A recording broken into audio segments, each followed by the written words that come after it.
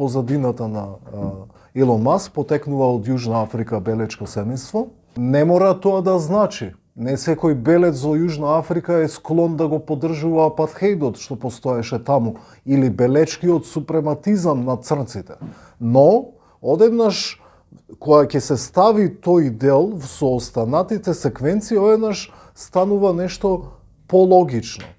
Сега почна да ја мобилизира и да ја поттикнува и помага радикалната профашистичка десница во Европска унија, особено во Германија.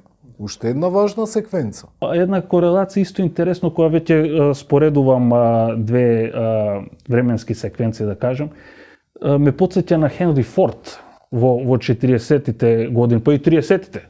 Всушност и тој имал линк со нацистите. Не знам дали челик, дали автомобилски делови, пологично ми е автомобилски делови или нафта, не знам со што. Да. Опел, оние гасеничари, оние камиони биле потпомогнати од Хенри Форд.